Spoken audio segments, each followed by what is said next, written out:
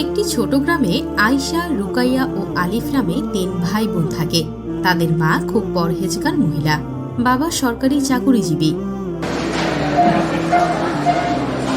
কিন্তু ওরা video game খেলায় আসক্ত হয়ে গেছে, নামাজে অবহেলা করে। একদিন মা দেখলেন 3 ভাই বোন ঘরের এক কোণে বসে মুঠোফোনে ভিডিও গেম খেলা নিয়ে মগ্ন। এই আয়শা, রুকাইয়া, আলিফ, দুপুর হয়ে গেল, নামাজ পড়লে না এখনো? আরে আম্মু, এই লেভেলটা শেষ করলেই আসছি। আমার গেমে নতুন স্কিল আনলক হয়েছে, একটু পরে যাবো আম্মু। তোমরা নামাজের সময় কেউ পেছনে ফেলে দিচ্ছ। আল্লাহর সামনে দাঁড়ানো কি এতটাই কম গুরুত্বপূর্ণ মনে হচ্ছে? আম্মু, আমরা তো পড়ে নিব, নামাজ তো আর পালিয়ে যাবে না। নামাজকে অবহেলা করলে কিন্তু একদিন সময়ও তোমাদের অবহেলা করবে। মৃত্যুর পর যখন নামাজের হিসাব দিতে হবে, তখন কোনো গেম তোমাদের রক্ষা করবে না। আম্মু, আপনি এত রাগ করছেন কেন? কারণ আমি চাই না তোমরা আল্লাহর দেওয়া সুযোগ নষ্ট করো। তোমরা জানো, যারা নামাজে অবহেলা করে তাদের জন্য কঠিন শাস্তির কথা বলা হয়েছে। কিয়ামতের দিন তাদের মুখ কালো করে দেওয়া হবে, কঠিন জবাবদিহি করতে হবে।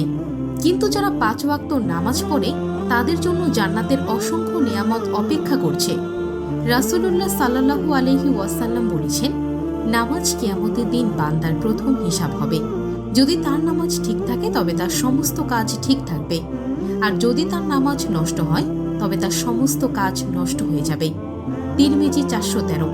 আয়শা, রুকাইয়া, আলিফ এবার চুপচাপ তাকিয়ে রইল। আম্মু, আমরা এখনই নামাজে যাচ্ছি।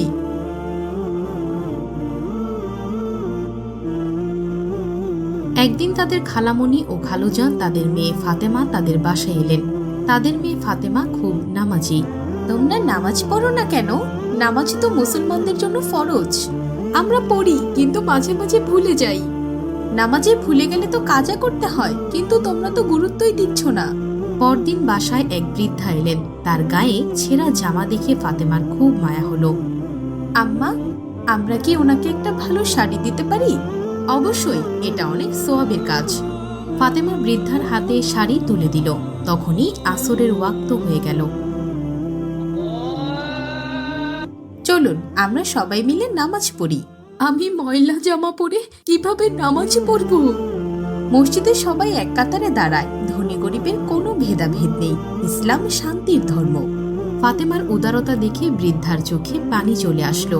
বৃদ্ধা চোখের জল মুছে নামাজে দাঁড়ালেন। নামাজ শেষে ফাতেমার জন্য দোয়া করলেন। রাতে খালামণি সবাইকে ডাকলেন। তোমরা জানো, যারা নামাজ পড়ে না তাদের জন্য কত কঠিন শাস্তি রয়েছে। কিয়ামতের দিন নামাজ না পড়া ব্যক্তিকে কঠিন শাস্তি দেওয়া হবে, কিন্তু যারা 5 ওয়াক্ত নামাজ পড়ে তাদের জন্য জান্নাতের পুরস্কার রয়েছে। পরদিন স্কুলে। তোমরা সারাক্ষণ ভিডিও গেম খেলো, এটা কিন্তু সময়ের অপচয়। হ্যাঁ, কিন্তু নামাজের চেয়ে গুরুত্বপূর্ণ কিছু নেই।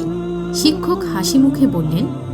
সবাই মিলে প্রতিজ্ঞা করলো আর কোনোদিন নামাজে অবহেলা করবে না, ইনশাআল্লাহ। ওই দিন রাতের খাবার শেষে সবাই বসার ঘরে বসে গল্প করছিল। ফাতেমা খালামণির কাছে বসে নামাজের গল্প শুনছিল, আর আয়শা, রুকাইয়া ও আলিফ তখনও মোবাইলে ভিডিও গেম খেলছিল। বাবারা, তোমরা জানো নামাজ আমাদের জীবনের কত বড় আশীর্বাদ? ফাতেমা খালামণির পাশে বসে সায় দিল, কিন্তু আয়শা, রুকাইয়া আর আলিফ গেমে এতটাই ব্যস্ত ছিল যে কথাই শুনছিল না। এই যে তোমরা সারাদিন গেম খেলছো, এটা কি কোনো কাজে আসবে? খালামণি, গেম খেলে তো মজাই লাগে, বন্ধুদের সাথে প্রতিযোগিতা করা যায়। কিন্তু এই গেম খেলার কারণে তোমাদের নামাজ তো কাজা হয়ে যাচ্ছে। খালামণি এক গম্ভীর দৃষ্টি নিয়ে ওদের দিকে তাকালেন। একটা গল্প বলি শোনো। এক যুবক ছিল যে সব সময় নামাজ পড়তো না, অবহেলা করত। একদিন সে হঠাৎ অসুস্থ হয়ে পড়ে, আর চিকিৎসক জানিয়ে দিলেন তার আয়ু আর বেশি নেই। তখন সে কাঁদতে লাগলো, হায়, যদি আমি নামাজ পড়তাম, যদি আমি আল্লাহর কথা মনে রাখতাম। কিন্তু তখন আর কিছুই করার ছিল না, নামাজের সুযোগ সে হারিয়ে ফেলেছিল। খালামণি, তাহলে কি গেম খেলে একেবারেই হারাম? না, হারাম না, কিন্তু যদি এটা তোমাদের নামাজ থেকে দূরে রাখে তাহলে সেটা তোমাদের জন্য ক্ষতির কারণ হয়ে দাঁড়াবে। আমরা কি এমন কিছু করতে চাই যা আমাদের দুনিয়াতেও ক্ষতি করবে আর আখিরাতেও? না খালামণি, আমরা তো জান্নাতে যেতে চাই। তাহলে তো নামাজ পড়তেই হবে, কারণ নামাজ জান্নাতের চাবিকাঠি। পরদিন স্কুলে গিয়ে ওরা বন্ধুদের বলল, বন্ধুরা আমরা ঠিক করেছি আমরা আর কোনোভাবেই নামাজ মিস করব না। তোমরাও আমাদের সাথে নামাজের প্রতিযোগিতা করো, দেখো কে বেশি একাগ্রতার সাথে নামাজ আদায় করতে পারে। শিক্ষক ক্লাসে ঢুকে এই কথা শুনে মুচকি হাসলেন। এভাবে আয়শা, রুকাইয়া, আলিফ ও তাদের বন্ধুরা নামাজের গুরুত্ব বুঝতে পারল এবং ধীরে ধীরে এটি তাদের জীবনের অংশ হয়ে গেল। বিকেলবেলা আয়শা উঠোনে বন্ধুদের সঙ্গে খেলছিল। খেলতে খেলতে হঠাৎ সে পড়ে গিয়ে পায়ের গোড়ালিতে ব্যথা পায়। ব্যথা এতটাই তীব্র ছিল যে সে দাঁড়াতে পারছিল না ঠিক মতো। সন্ধ্যার আজান শোনা গেল, কিন্তু ব্যথার কারণে আয়শা নামাজ পড়তে যেতে চাইল না। এই সময় আয়শার আম্মু পাশে এসে দাঁড়ালেন। হ্যাঁ মামুনি, ইসলাম সহজ ধর্ম। আল্লাহ আমাদের জন্য কোনো কঠিন নিয়ম দেননি। তুমি বসে এমনকি শুয়েও নামাজ আদায় করতে পারবে যদি দাঁড়াতে না পারো। চলো আমি তোমাকে শিখিয়ে দিই কিভাবে বসে সালাত আদায় করতে হয়। আম্মুর কথা শুনে আয়শার মুখে হাসি ফুটল। সে চেয়ারে বসে নামাজের নিয়ম শিখতে লাগলো। ধীরে ধীরে সে বুঝতে পারল শরীরের অবস্থা যেমনই হোক, নামাজ ছাড়ার কোনো সুযোগ নেই। আল্লাহ আমাদের জন্য সবসময় সহজ পথ রেখেছেন। নামাজ শেষে আয়শা অনুভব করল এক অন্যরকম প্রশান্তি। সে মনে মনে প্রতিজ্ঞা করল আর কখনো নামাজ ছাড়ব না, ইনশাআল্লাহ। ভুলে যেও না যেন, যদি আমাদের চ্যানেলে নতুন হয়ে থাকো তাহলে এখনই একটা লাইক দিয়ে চ্যানেলটিকে সাবস্ক্রাইব করে দিও। সবাই ভালো থেকো, সুস্থ